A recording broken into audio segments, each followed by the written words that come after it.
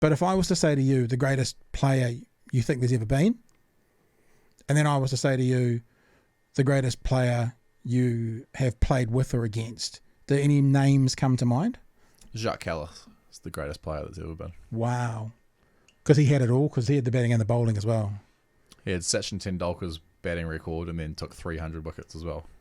That's actually an easy answer for you. Yeah. For me, I mean, as an all-rounder, for a man to bat 3, bowl the overs he did, at the pace he did, take the number of wickets he did, play with the longevity that he did, 200 and something catches in Test cricket. How many thousand? It must more than 10,000 runs, I would think. And you guys would have crossed over. Did you ever play against them? We played around the same time. Right. I don't think we ever actually played against each other. I think when I played South Africa, I think he was resting that series or maybe even injured or something. But yeah, he's overlooked, I feel, as one of the all-time greats. There's just the physical difficulty of carrying those loads for that long, I think is unbelievable. You look at basically every other all-rounder that's ever been. You know, Andrew Flintoff's, your Chris Cairns's, you know, all those sorts of guys. The injuries left, right, and centre just because it's so physically demanding. And yet he was just a rock and played.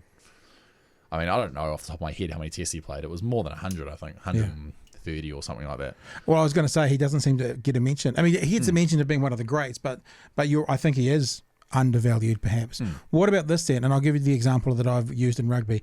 Most exciting player you've ever seen. Might not be the best player. And the example I used to give, actually when I'm talking cricket, I used to talk about Jesse Ryder, because you'd never know quite what would happen. But in cricket, for me, it's always been Christian Cullen.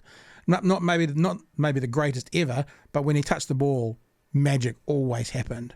Think of someone that, like, the reason I used to talk about Jesse Ryder, I think Jesse, when he actually opened with Guppy as well, I think. Yep. I would love watching the start of the innings. It would be the highlight just to watch the start of the innings with those two going. What about you? Hopefully I haven't taken one off you there, but the most exciting player you've ever seen. Well, I'll go back and I'll go for a very, very brief moment in time. Rapini Thato-Nabutha. Oh, from rugby, yeah, for sure. Was the most electric. That's who Grant Fox picked as well. Yeah. Yep. Well, we're great minds. Me and Foxy. Cricket, most exciting player. Very hard to go past AB de Villiers. Right, yeah, of course. Very hard to go past AB de Villiers. In modern day, I'll tell you, as a lesser known name is Nicholas Pooran from the West Indies. Okay. He plays in the IPL. He's one of the most unbelievable ball strikers I've ever seen. And yeah, I think one of those two. But yeah, AB de Villiers is a different level. Oh, hi there. Hey, the clip you've just seen is from an episode of the Department of Conversation. Wasn't it amazing? Why don't you like and subscribe while you're here? Oh, and hey, one other thing. The clip that you've just seen was from an episode that was in part supported by Beardy Boy Coffee. Smells better than it sounds, but it sounds pretty good as well. Beardy Boy Coffee is a new way for you to support content creators and podcasters to continue to do what they want to do. Any bag of Beardy Boy Coffee you purchase puts money directly into your favorite content creator's bank account every single month. It's amazing. It's fresh coffee. It's straight from the Dunedin Roastery to you. And if you want to find out more about it, head to beardyboy.nz.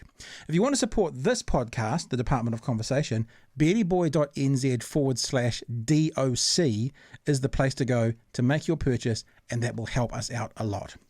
There are 4 different roasts, including decaf, and the coffee beans come from some of the best regions in the world, including Colombia, Guatemala's in there, I think, as well. Papua New Guinea, lots of good places to get good coffee from. If you're a coffee drinker and you're already purchasing fresh beans, then what we're asking is maybe you just give us a go. And if you like what you're tasting and you like the podcast that's being supported by Beardy Boy Coffee, you'll continue to do so, and you'll help us continue to make it. Visit beardyboy.nz/DOC, get your Beardy Boy Coffee, and help us continue to make the Department of Conversation. Cheers.